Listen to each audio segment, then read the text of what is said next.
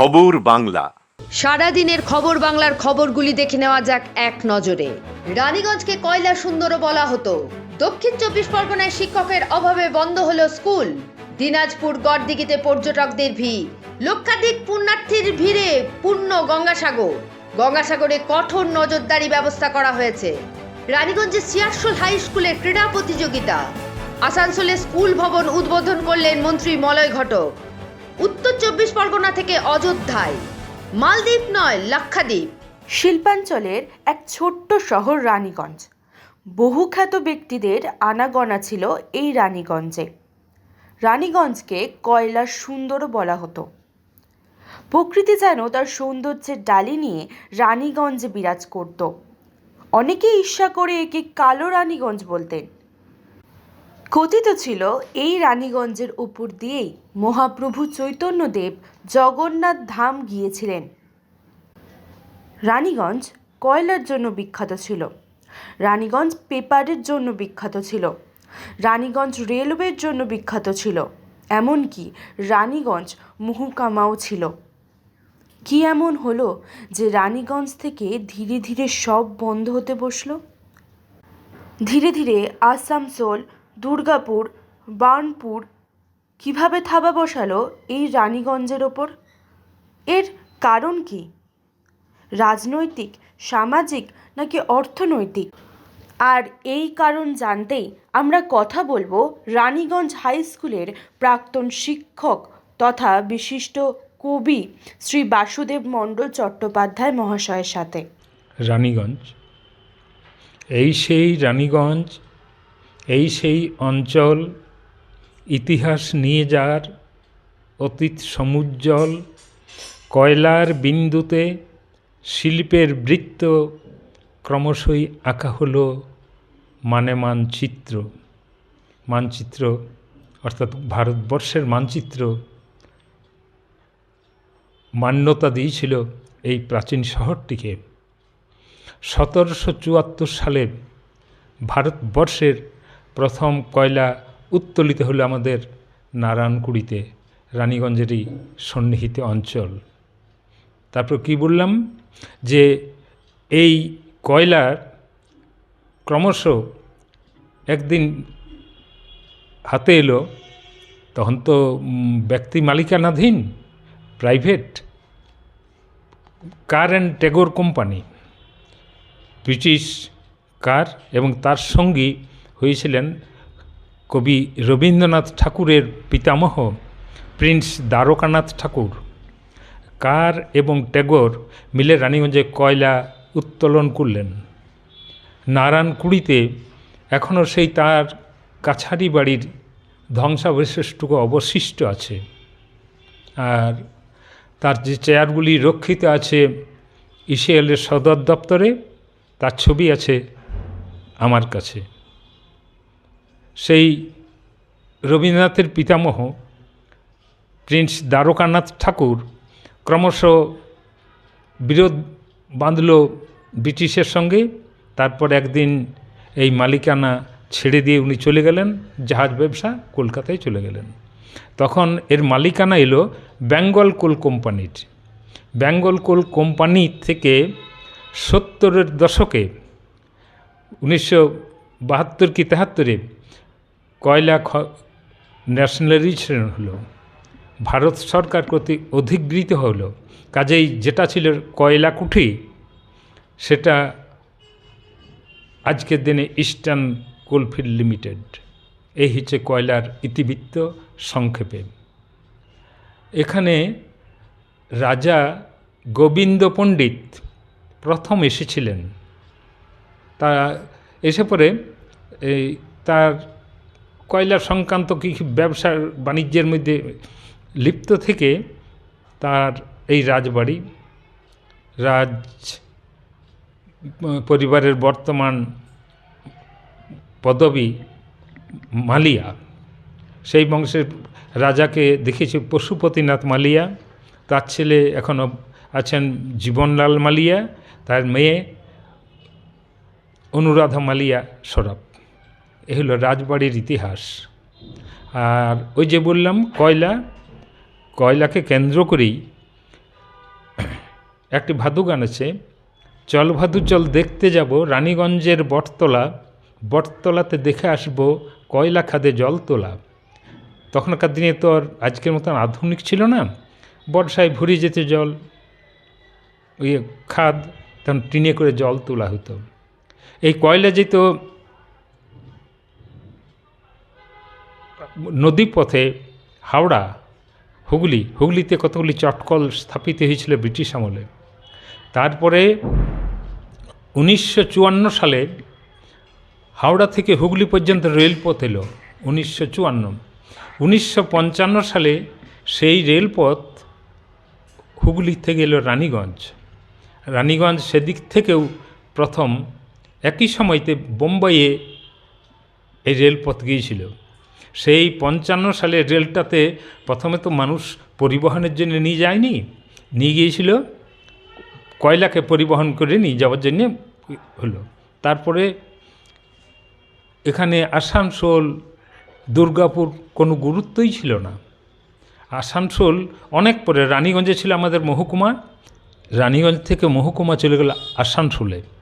কথিত আছে এখানে বেঙ্গল কোল কোম্পানি, যেটা বিএনআর রেলের রাস্তা, সেই জায়গা দিল না বেঙ্গল কোল। তার ফলে রেলটা ওখানে আমাদের বিএনআর মোড় আসানসোল আছে, ওখান থেকে ওটা ওই ধরো বানপুর, দামোদরের উপর দিয়ে একেবারে পুরুলিয়া চলে গেছে। আর কাজেই আসানসোলের গুরুত্ব তখন থেকে শুরু হলো। তার আগে পর্যন্ত রানীগঞ্জ ছাড়া এখানে কোনো গুরুত্বই ছিল না। দুর্গাপুরে কখনো ট্রেন দাঁড়াতো না। 50-এর দশকে দুর্গাপুরে স্টিল কারখানা, ডিপিএল হলো, এমএএমসি হলো, অনেক কিছু কলকারখানা তৈরি হলো 50-এর দশকে। কাজেই তখন থেকে দুর্গাপুরের একটু গুরুত্ব লাভ করলো। আর বললাম কয়লার বিন্দুতে শিল্পের বৃত্ত, আগেই বলেছি, কয়লাকে কেন্দ্র করে এদের শিল্প স্থাপন হলো। কয়লা যদি একটা বিন্দু হয়, একটা বৃত্ত রচনা জ্যামিতিতে যখন আমরা করি, সেটার নাম আমি দিলাম শিল্প। বরাকর, যেটা কুলটিতে প্রতিষ্ঠিত প্রথম ইস্পাত কারখানা, তার নাম হলো Bisco, Barakar iron and steel company limited. সেটা প্রতিষ্ঠিত কুলটিতে ছিল, ভারত সরকার পরে অধিগৃহীত করেছিল, আবার বন্ধ হয়েছিল। এখন রেলের কিছু যন্ত্রাংশ ওখানে তৈরি হচ্ছে। আর ইস্কো অনেক পরে। রানীগঞ্জে কি হলো, 1866 সালে বান কোম্পানি প্রতিষ্ঠিত হলো, 1866। সেটা মার্টিন বান থেকে তার মালিকানা নিলেন স্যার বীরেন্দ্রনাথ মুখোপাধ্যায়। তারপর সেটা ভারত সরকার কর্তৃক অধিগৃহীত হলো। সেই কারখানা রুগ্ন হতে হতে 2000 সালে বন্ধ হয়ে গেল। রানীগঞ্জের সংলগ্ন বল্লভপুরে প্রতিষ্ঠিত হয়েছিল বেঙ্গল পেপার মিল ব্রিটিশ আমলে। সেখানকার যে কাগজ, ভারত বিখ্যাত কাগজ তৈরি হতো, সেই কাগজ কল বন্ধ হয়ে গেছে।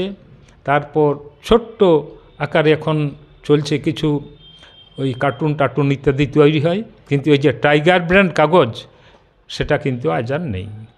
এই যে শিল্পকে কেন্দ্র করে, এই কয়লাকে কেন্দ্র করে শিল্প, এই শিল্প বিস্তার পরবর্তী সময়ে রানীগঞ্জকে কেন্দ্র করে ছড়িয়ে গিয়েছিল চতুর্দিকে।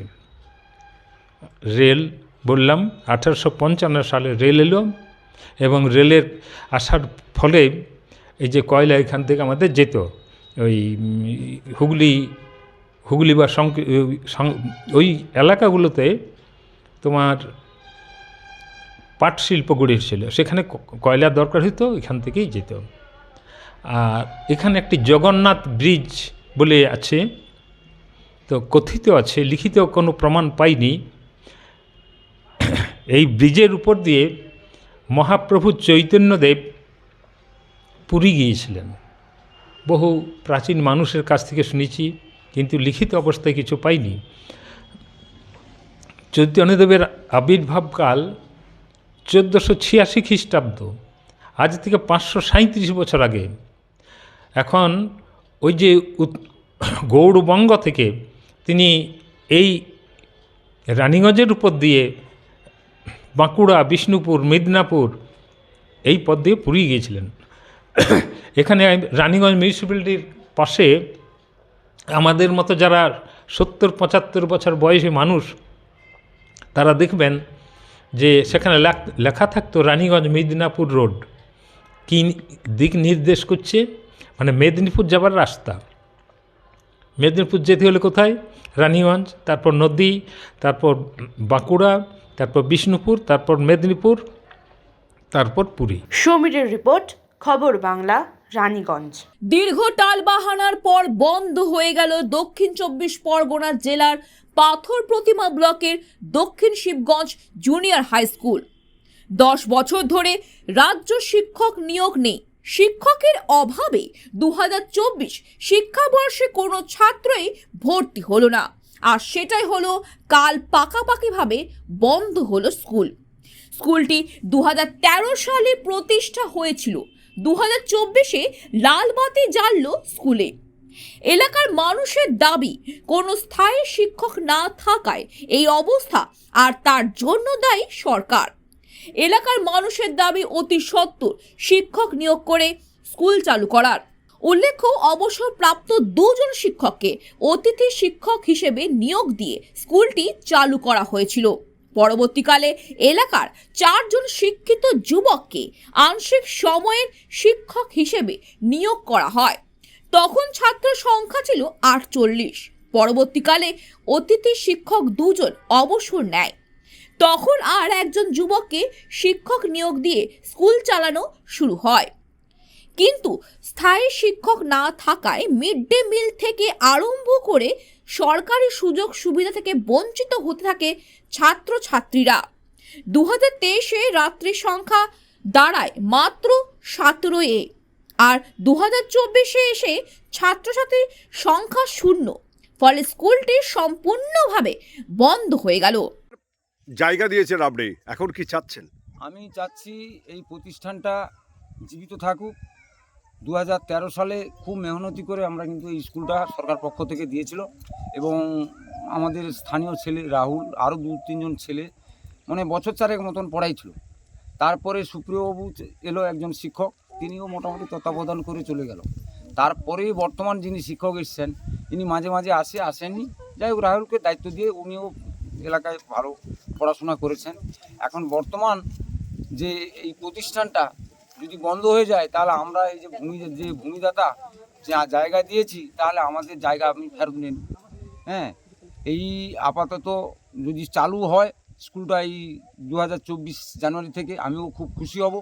এবং সরাসরি আমরাও খুব চেষ্টা করেছি যে মুখ্যমন্ত্রীকে দিয়ে একবার না দুবার হচ্ছে এমএলএ সাহেবকে এবং অন্যান্য কর্মকর্তাদেরকেও আমরা জানিয়েছি। এটার কোনো ফল পাইনি। বলছে যে শিক্ষক দেওয়া হবে, কিন্তু যে শিক্ষকের জট হয়ে আছে এখনও তো কাটেনি। যাই হোক, আমি বেশি কিছু বলবো না, আপাতত স্কুলটা চালু হোক। স্কুল যদি চালু হয় আমিও খুব খুশি হব, আর না হলে আমার জমি নামে ফেরত নেব। এলাকাবাসীর দাবি মেনে পশ্চিমবঙ্গ সরকারের উদ্যোগে পাথর প্রতিমা পঞ্চায়েত সমিতির ব্যবস্থাপনায় এখানে প্রত্যন্ত এলাকার দক্ষিণ 24 পরগনার পাথর প্রতিমার দক্ষিণ শিবগঞ্জ গ্রামে একটা জুনিয়র হাই স্কুল প্রতিষ্ঠিত হয় 2013 সালে। তখন প্রায় ছাত্র সংখ্যা ছিল রমরমিয়েই চলছে 48 জনের মতো ছাত্রছাত্রী। তখন সরকারিভাবে 2 জন অবসরপ্রাপ্ত অতিথি শিক্ষক দিয়ে স্কুলটাকে শুরু করা হয়েছিল। তারা 2-3 বছর পরে তাদের অবসর নেয়। পরে আবার সেই অতিথি শিক্ষক আসেন, 2-3 জন ক্রমান্বয়ে আসে।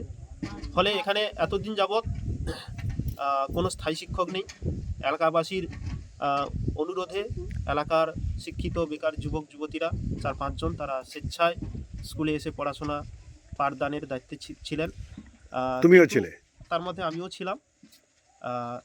কিন্তু স্থায়ী কোনো শিক্ষক না থাকার জন্য শিক্ষক সংখ্যাও কমতে থাকে, তারা অবসর নেয়।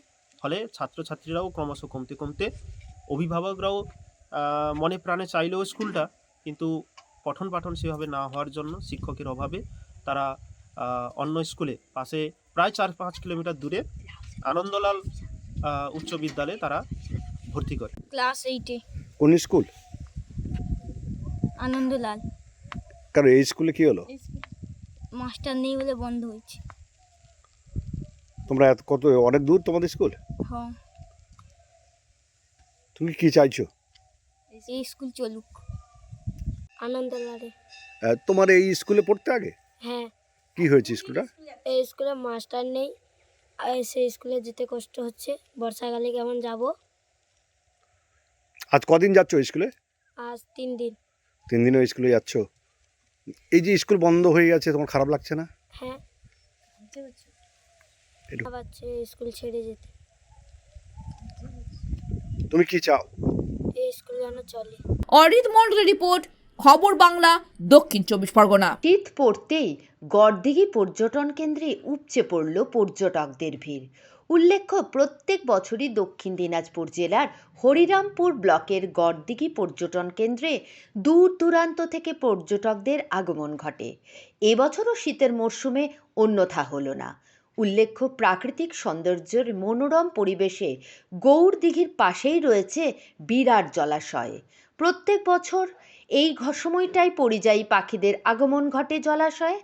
ফরেস্টের মাঝে বড় বড় কটেজ। এলে মনে হতেই পারে আপনি উত্তরবঙ্গের ডুয়ার্স কিংবা পার্শ্ববর্তী এলাকায় বেড়াতে এসেছেন। পাশেই রয়েছে মহাভারতের ইতিহাস প্রসিদ্ধ শমীবৃক্ষ। লোকমুখে প্রচলিত মহাভারতে অজ্ঞাতবাস থাকাকালীন পঞ্চপাণ্ডব এই গাছের কোটরেই তাদের অস্ত্র লুকিয়ে রেখেছিলেন।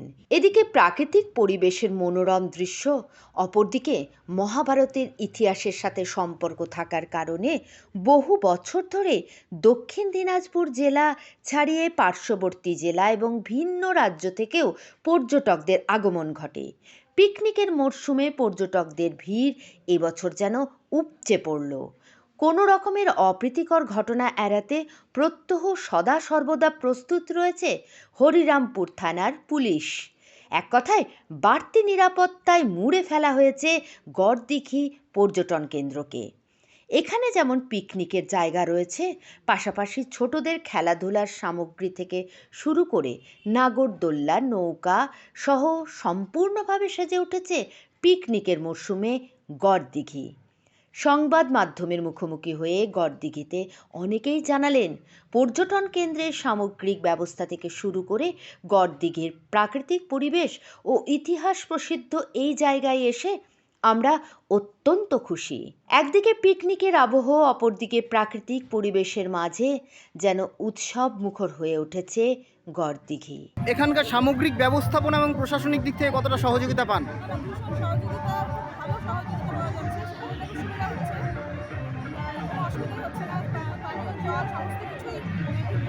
জায়গাটার পরিবেশ ভালো, পরিবেশ খুব ভালো। প্রশাসনিক দিক থেকে কেমন কি ব্যবস্থা? ভালো, সবই ভালো। জয়দীপ মৈত্রের রিপোর্ট, খবর বাংলা, দক্ষিণ দিনাজপুর। মেলা কথার অর্থই হলো ভিড় বা জমায়েত। গঙ্গাসাগর মেলাও তাই। মোক্ষ লাভের আশায় গঙ্গাসাগরের পুণ্যভূমি এখন পুণ্যার্থীদের ভিড়ে ভিড়াক্রান্ত। রাজ্যের বিভিন্ন প্রান্ত থেকে পুণ্যার্থীরা এসেছে গঙ্গাসাগর মেলাতে। কেউ এসেছেন সুদূর দর্শন করতে, কেউ বা এসেছেন পুজো দিতে। একদিকে যেমন এত ভিড় সামাল দিতে পুণ্যার্থীদের সুবিধার্থে প্রশাসনের পক্ষ থেকে সাগর বক্ষে চলছে এনডিআরএফের নজরদারি, অন্যদিকে প্রশাসনের পক্ষ থেকে পুণ্যার্থীদের ভিড় নিয়ন্ত্রণে একাধিক পদক্ষেপ নেওয়া হয়েছে। সিসিটিভির মাধ্যমে চলছে নজরদারি। 7টি ওয়াচ টাওয়ার থেকে 7টি ভাষায় চলছে মাইকিং প্রচার। কেউ এসেছে রাজস্থান থেকে, কেউ ইউপি, কেউ বিহার, আবার কেউ নদিয়া। আমরা শুনে নেব দর্শনার্থীরা কে কি বললেন। সাগর মেলাকে আমরা অনেক পছন্দ করি, লাইক করি, আমরা ভালো লাগে। না না, এই নিয়ে আমরা ওদের কারো 13 বছর, কারো 12 বছর, কারো 9 বছর, কারো 5 বছর। ভালো, খুব ভালো লাগছে। খুব আনন্দ পাচ্ছি এই মেলাতে। প্রত্যেকে এসেছি, আমরা আজ দীর্ঘদিন থেকে আসছি, আমরা খুব ভালো আছি। নদিয়া। কতজন এসেছেন? 4 জন এসছি। পুণ্যস্নান হয়ে গেছে? হ্যাঁ, হচ্ছে, এখনো চলছে, এখনো 4 দিন থাকবো। খুব আনন্দ পাচ্ছি। কপিল মুনির পুজো দিয়েছে? হ্যাঁ। কেমন দেখছেন মেলার ব্যবস্থা? খুব ভালো, সুন্দর সুন্দর। আমরা জল পাচ্ছি, সবকিছু, আমাদের কোনো জিনিসের আমাদের অভাব নেই। আমরা খুব খুশি। আমরা দীর্ঘদিন থেকে আমরা আসবো, এখনো খুব আনন্দ আছি, ভালো। হয়নি, এখন পুজো দিতে যাব। পূর্ণতীর্থের ভিড় এড়াতেই কি আগে ভাগে চলে আসা? হ্যাঁ, অনেকটা ওই রকমই। না, আরো 2-3 দিন থাকবো। হ্যাঁ, আর 2-3 দিন থাকবো। অরিজিৎ মণ্ডলের রিপোর্ট, খবর বাংলা, গঙ্গাসাগর। এক ডুবে পূর্ণ অর্জন, আর সেই পূর্ণ অর্জনের লক্ষ্যেই পূর্ণ স্নানের পূর্ণ তিথির আগেই লক্ষ লক্ষ পুণ্যার্থীর ভিড়ে গঙ্গাসাগরের পবিত্র ভূমি। দিল্লি, গুজরাট, বেনারস সহ এই রাজ্যের বিভিন্ন প্রান্ত থেকে পুণ্যার্থীরা ইতিমধ্যেই ভিড় জমিয়েছে গঙ্গাসাগরে। কেউ কেউ পুণ্য স্নানের ভিড় এড়াতে আগে ভাগে চান করে ফিরছে বাড়ির পথে, আবার কেউ বা 15 তারিখের পুণ্য স্নান সেরেই ফিরবে বাড়ি। আর পুণ্যার্থীদের ভিড় মোকাবেলায় পুলিশ প্রশাসনের পক্ষ থেকে কঠোর নজরদারি ব্যবস্থা করা হয়েছে। একদিকে যেমন বিভিন্ন ওয়াচ টাওয়ার থেকে 7টি ভাষায় ক্রমাগত চলছে মাইকিং প্রচার, ঠিক তেমনি সিসিটিভি ক্যামেরা এবং ড্রোন ক্যামেরার মাধ্যমেও প্রতিটি মুহূর্তে নজরদারি করা হচ্ছে। 1150টি সিসিটিভি ক্যামেরা এবং 23টি ড্রোন ক্যামেরার মাধ্যমে চলছে এই গোটা নজরদারি মেলা প্রাঙ্গণে। তবে প্রত্যেক পুণ্যার্থীদের মুখে জেলা প্রশাসনের ঢালা ও প্রশংসা। आ रही है दिल्ली से आए हैं आज ही आया क्या कल आए थे। कैसा लग रहा है यहाँ बहुत अच्छा लग रहा है, हमें बहुत देख के बहुत खुशी हो रही है। बहुत सुविधाएं दी रखी हैं यहाँ पर। व्यवस्थापना ठीक ठाक है, व्यवस्था बहुत अच्छी है। पुण्य स्नान हो गया? हाँ जी हाँ। वो तो पुण्य तिथि का पुण्य स्नान तो अभी बाकी है। नहीं जी, कल करेंगे वो, लेकिन हम कल के आए हुए हैं ना, तो इसलिए हमने आज भी करा है, कल भी करेंगे। और वो कपिल मुनि का पूजा दिया है? हाँ जी, पूजा हो गया। क्या मांगा कपिल मुनि का पास? इनको करना जो मांगे वो तो कुछ जानते हैं। कितना आदमी आया है? हम 8 लोग आए हैं दिल्ली से। তাদের সমস্ত কিছুই অত্যন্ত ভালো লেগেছে। तो यूपी सोनभद्र से आ रहे हैं। पुण्य स्नान हो गया? हाँ हो गया। अब व्यवस्थापना कैसा देख रही है? बहुत अच्छा है, यहाँ पे सब कुछ बहुत ही सिस्टमैटिक ढंग से सब कुछ व्यवस्थित किया गया है। सरकार को बहुत बहुत धन्यवाद इतनी सारी सुविधाएं यात्रियों को प्रदान करने के लिए। और सबसे अच्छी बात ये है कि यहाँ पे शौचालय, पानी और जगह जगह पे दवाइयाँ, इन सब चीज़ों की जो सुविधाएं हैं वो बहुत ही अच्छी है, इसलिए हम लोगों को कोई भी प्रॉब्लम नहीं हो रही है। তবে পূর্ণ স্নানের জন্য 1 নম্বর থেকে 6 নম্বর পর্যন্ত ঘাট তৈরি করা হলেও নদী ভাঙনের কারণে বন্ধ হয়েছে 2 নম্বর, 3 নম্বর এবং 4 নম্বর ঘাট। অন্যদিকে এখনো অবধি 3 জন পুণ্যার্থীকে হেলিকপ্টারের মাধ্যমে পাঠানো হয়েছে কলকাতা হাসপাতালে চিকিৎসার জন্য। অন্যদিকে নদী বাঁধের ভাঙন নিয়ে জেলা শাসক জানায়, মেলা কেটে গেলে পাকাপোক্তভাবে এর জন্য ব্যবস্থাপনা করা হবে। মানে ট্রাফিক কাল থেকেই আমরা কিন্তু অপেক্ষা করছি। উনি যে সারাং ছিলেন তিনি কিন্তু হয়তো সেইটা ঠিকঠাক করে বুঝতে পারেননি। উনি একটা জায়গায় চলে গেছিলেন, সেই জায়গায় যাওয়ার উচিত ছিল না। ওই যে দেখুন, আইল্যান্ডের মধ্যে আমাদের প্রচুর পিলগ্রিম হ্যাঙ্গার হয়, আমরাও করি, তার সঙ্গে পঞ্চায়েত সমিতি, গ্রাম পঞ্চায়েতও করে, কিন্তু আইল্যান্ডেরও একটা লিমিটেশন রয়েছে। তবেও আমরা চেষ্টা করি প্রচুর, এবার কিন্তু বেশি করে আমরা পিলগ্রিম হ্যাঙ্গারটা করেছি যেখানে ওরা ভালো করে থাকতে পারে। এই যে বাঁধ ভেঙে যাচ্ছে, যে বাঁধগুলো ভেঙে গেছে, যে ঘাটগুলো ভেঙে গেছে, ওই ঘাটগুলো মেরামতির কি পরিকল্পনা আগামী? না, ঘাটগুলো যে কোনটা ঘাটে আপনি কথা বলছেন ভেঙে গেছে? যে এই যে 2 নম্বর ঘাটটা যেন ভালো ছিল। দেখুন, এটা তো আপনারা জানেন লাস্ট ইয়ারও এখানে কিন্তু স্নান হয়নি। তো এইটা তো একটা আলাদা একটা এক্সপার্টদের বলারই কথা, এটা তো আমি কিছু বলতে পারবো না। হয়তো ইরিগেশন ডিপার্টমেন্ট ইয়া মানে যেরকম এক্সপার্ট রয়েছে তারাই, কিন্তু লাস্ট ইয়ারও এই 2 নম্বর বিচ কিন্তু স্নানের জন্য ব্যবহার হয়নি। ইনফ্যাক্ট লাস্ট ইয়ার নেই, 2023-এও নেই, 2022-এও এই জায়গাটা কিন্তু ব্যবহার হয়নি। এইবারও কিন্তু এখানে স্নান কিন্তু হচ্ছে না। এখন এই 2-3 দিনের মধ্যে আমাদের গঙ্গাসাগর মেলাটা হয়ে যাক ভালো করে। আমাদের যা উদ্দেশ্য রয়েছে এখন, এই আজকে যা প্লাস্টিক রয়েছে say no to plastic campaign হয়ে যাক। পুণ্যার্থীরা যারা রয়েছে তারা একটু ভালো করে নিজের মানে স্নান করে আবার প্রসাদ নিয়ে নিজের বাড়ি বাড়ি যে প্রাণ যে রাজ্য থেকে আসে সেখানে ফিরে যাক। হয়তো ওর পরে আমরা এই জিনিসটা দেখবো। এটা কিন্তু খুব সোজা ব্যাপার নেই, এটা একটা মানে আমার এখানে বলার এই বাঁধের ক্ষেত্রে খুব বেশি কিছু কার্যকরী হবে না। তবে পুণ্যতিথির পুণ্যস্নানের আগে লক্ষাধিক পুণ্যার্থীর ভিড়ে পূর্ণ গঙ্গাসাগর। অরিজিৎ মন্ডলের রিপোর্ট, খবর বাংলা, গঙ্গাসাগর। আজ রানীগঞ্জের শিয়াসুল রাজ হাই স্কুল ক্রীড়া প্রতিযোগিতার সম্পন্ন করা হলো। এই ক্রীড়া প্রতিযোগিতা অনুষ্ঠানে উপস্থিত ছিলেন MMIC দিব্যেন্দু ভকত, শিক্ষক রত্ন পুরস্কৃত রানীগঞ্জ হাই স্কুলের শিক্ষক দেবাশিস মণ্ডল, কাউন্সিলর অলোক বোস ও শিয়াসুল রাজ হাই স্কুলের প্রাক্তন শিক্ষক সহ সমস্ত শিক্ষক শিক্ষিকাগণ। জানা যায়, এই বিদ্যালয়ের প্রাক্তন ছাত্ররাও অংশগ্রহণ করেছিলেন এই ক্রীড়া প্রতিযোগিতায়। শিয়াসোল হাই স্কুলের প্রধান শিক্ষক সাংবাদিক মাধ্যমে কি জানান আসুন আমরা দেখে নেব।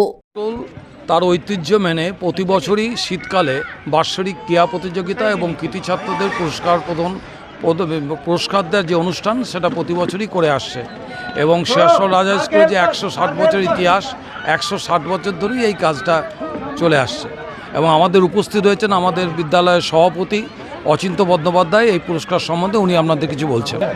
এই বছর আমি বক্তব্যটা বলে দিচ্ছি। শিয়াসোল রাজ হাই উচ্চ বিদ্যালয়ের বাৎসরিক ক্রীড়া প্রতিষ্ঠান আজকে অনুষ্ঠিত হলো। এই স্কুলের প্রেসিডেন্ট হিসাবে আমি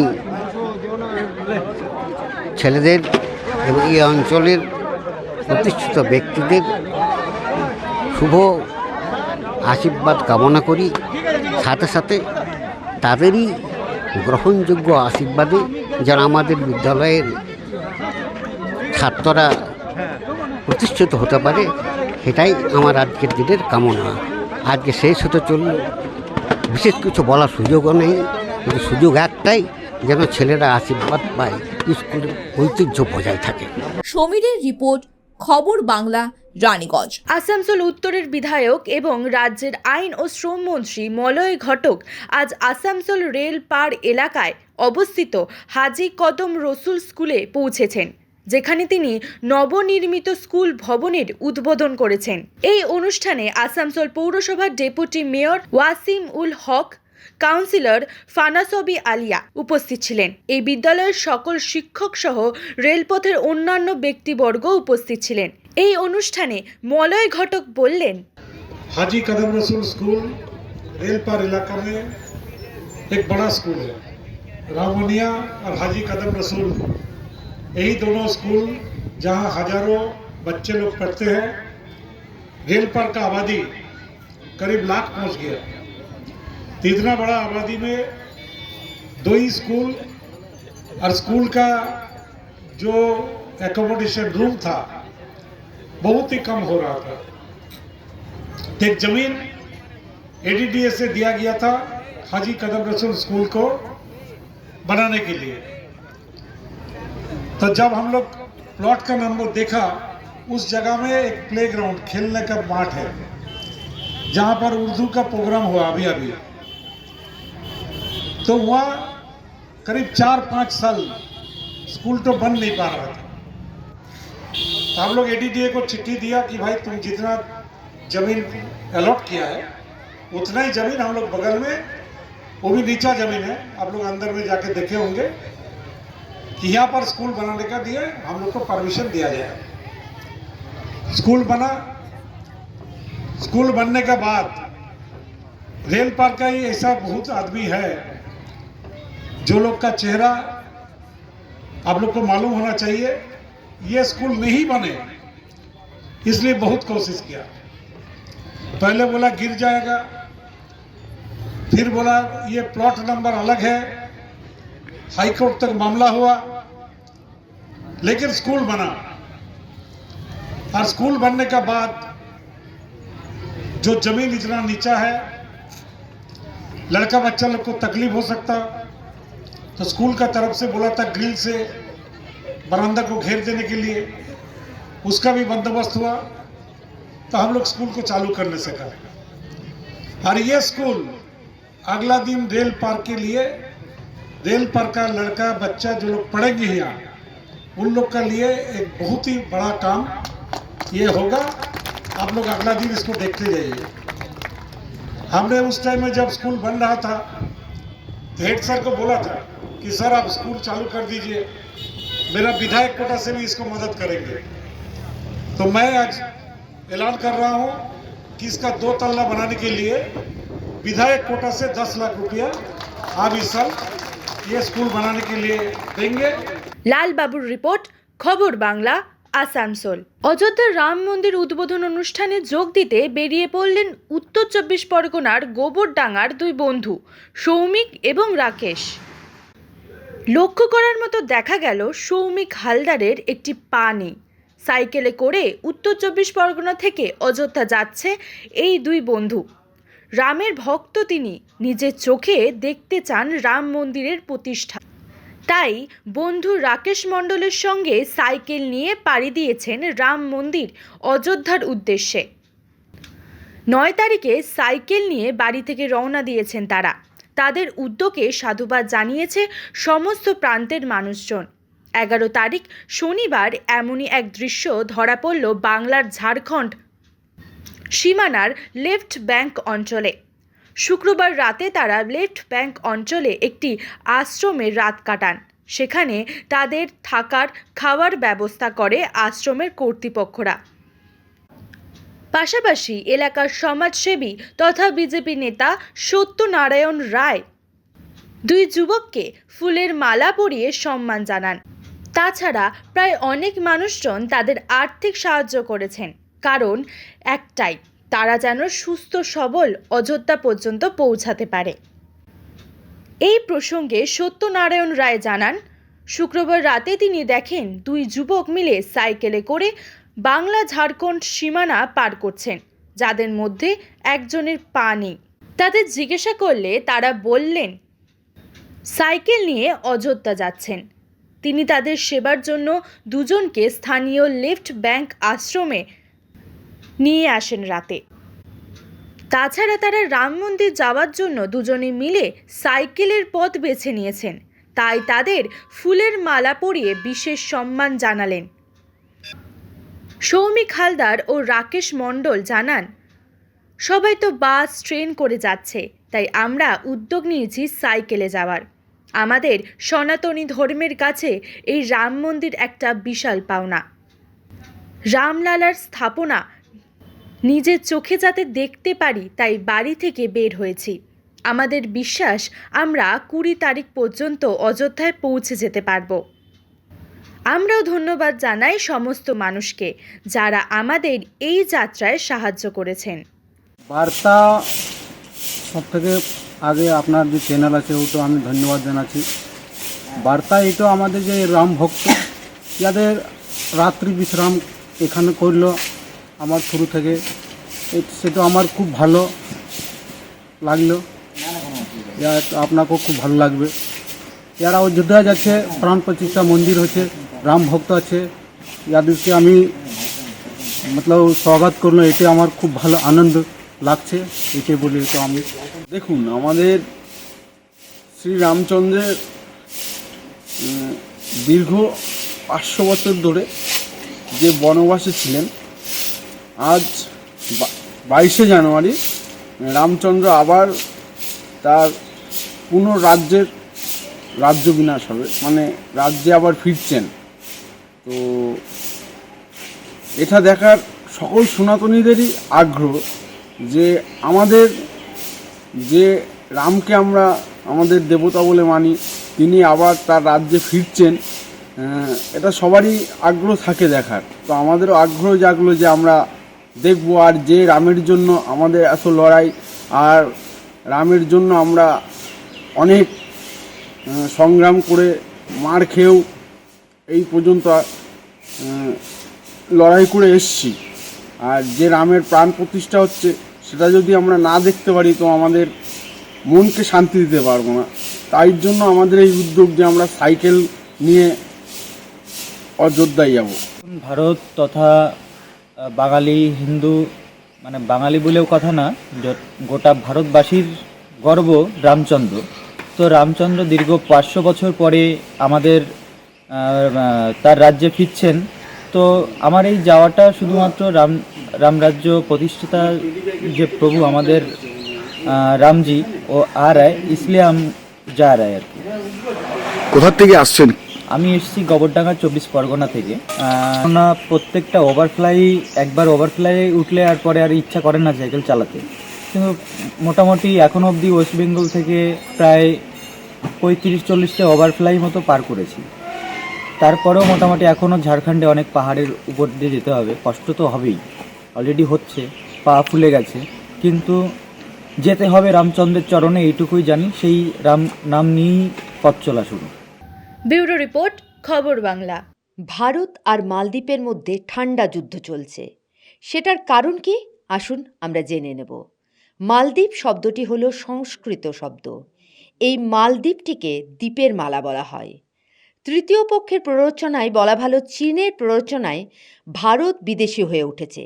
তাই তো তাদের প্রেসিডেন্ট মোহাম্মদ মিজু চায়নার সফরে যাওয়ার পর মালদ্বীপের 3 জন মন্ত্রী আমাদের দেশের প্রধানমন্ত্রী মাননীয় শ্রী নরেন্দ্র মোদীর নামে কুরুচিকর মন্তব্য করে। এই মন্তব্য সোশ্যাল মিডিয়াতে ঝড় তোলে।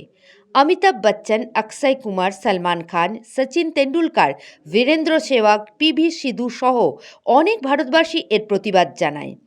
এই প্রতিবাদের ঝড়ে মালদ্বীপের দ্বীপগুলি নড়ে ওঠে এবং ভীষণভাবে আর্থিক সংকটেও পড়ে। যদিও প্রেসিডেন্ট মোহাম্মদ মিজু তড়িঘড়ি করে 3 মন্ত্রীকে বরখাস্ত করেন, তবু রাগ কমেনি ভারতীয়দের। অন্যদিকে মালদ্বীপকে যোগ্য জবাব দেওয়ার জন্য প্রধানমন্ত্রী তার কূটনৈতিক চাল চেলে মালদ্বীপকে মাত করে দিয়েছেন, যার জন্য বহু পুরনো হলেও ভারতের লাক্ষাদ্বীপকে পর্যটন কেন্দ্র বানানোর জন্য দেশের প্রধানমন্ত্রী লাক্ষাদ্বীপের পর্যটকদের সব রকমের সুযোগ সুবিধা দেওয়ার আশ্বাস দেন। Bureau report, Khabar Bangla, Raniganj.